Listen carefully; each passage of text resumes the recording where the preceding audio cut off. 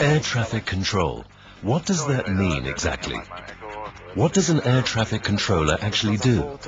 He or she is the invisible figure who guides, supervises and coordinates the air traffic, keeping a constant watch and ensuring that things run smoothly on the ground and in the air, every day, whatever the weather. For the air traffic controllers at Skyguide, the safety of air traffic is paramount. Let's take a practical look. The pilot and his crew get the aircraft ready for takeoff. Information Juliet, Airbus 330, negative 28, we are ready for start. The cooperation between pilot and air traffic controller begins. Let's start with an exploratory look around the tower in Zurich. This is where the air traffic controllers with responsibility for traffic around the airport work.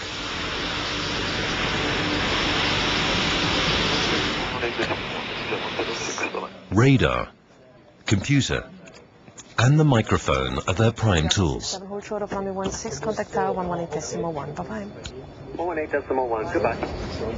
ground controller monitors the airport site. She guides and coordinates aircraft and vehicle movements on taxiways and runways. Swiss Air 252 is ready for departure. Swiss Air 252. The aerodrome controller beside her is her direct partner.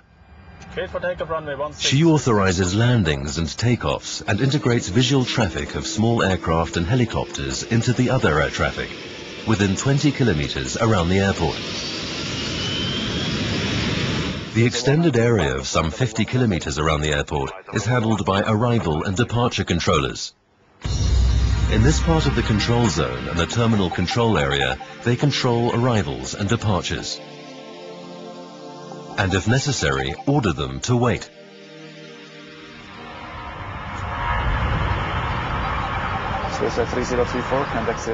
The departure controller controls flights with radar and microphone and takeoff to the airways. He takes account of incoming flights, which might cross the path the flight's taking off. Once an aircraft has reached the airway, he hands it over to his colleagues in the area control center. The approach controller to his right manages aircraft landings. From the area control center, she takes over the incoming aircraft arriving from all directions into her control area. On the radar screen, she checks compliance with her instructions, such as speed, heading, and height above ground. She gives the pilot the necessary corrections, ensures the minimum separations, and lines the aircraft up for transfer to the aerodrome controller. The air traffic controllers in the area control center are making sure that traffic in the airways and the terminal control area flows safely and smoothly.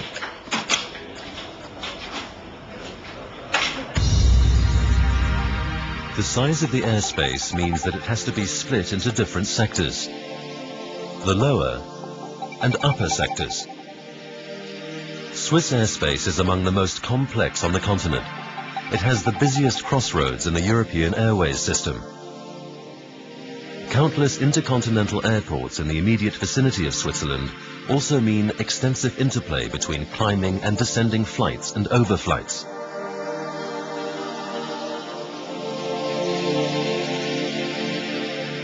The maintenance of the minimum separations between aircraft takes top priority. Passenger aircraft flying at 800 to 900 kilometers per hour need an exactly fixed area of free space around them, horizontally in all directions at least 5 nautical miles, some 9 kilometers, and vertically above and below at least 1,000 feet, or about 300 meters. These distances also have to be maintained between military and civil aircraft.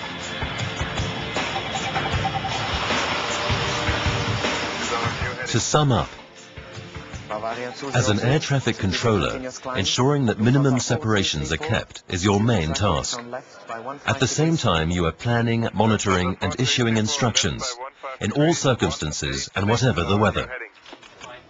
In the area control center, you work in teams made up of a planning controller, an executive controller and a controller assistant. This trio handles one sector each. The tasks are clearly assigned. The control of flights through several sectors is precisely coordinated. The executive controller channels aircraft into the flows of traffic and accompanies them on their way. The planning controller coordinates the traffic in her sector and supports her colleague in handling the traffic. She is in constant contact with other control centers. How is an aircraft actually displayed on the radar screen? Here you can see the display of Flight Delta 143. This bundle of signs, letters and numbers, called a label, tells the air traffic controller the call sign, the position, the flight level and the progress of this flight on the radar screen. The ground speed can also be selected. These data change constantly. They come from far-reaching radar antennae. The practiced air traffic controller simultaneously controls many aircraft in different flight phases through his area of responsibility.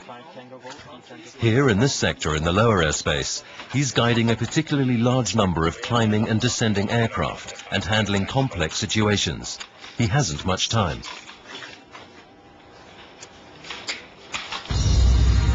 Now let's visit his sector in the upper airspace. The traffic here is mainly transit flights.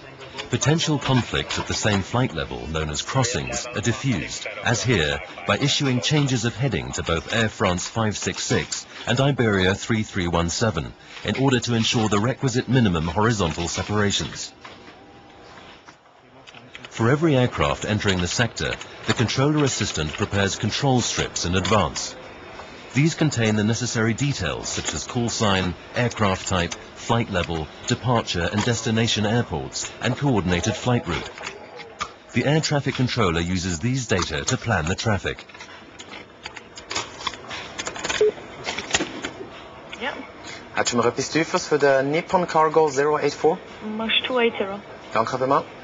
Lufthansa 4334, Zurich, grüezi, identified. Maintain 290, Olben Benot. Lufthansa 3965, contact Rhine Channel 132.405. Aircraft glide seamlessly from one controlled airspace to the next. The handovers between the units are smooth. Before a flight enters a sector, all the data are passed on via internationally standardized data networks. This means flights are constantly in the best hands from start to finish. Has this inspired you? Would you like to know more about this fascinating career with a secure future? Visit our homepage or give us a call.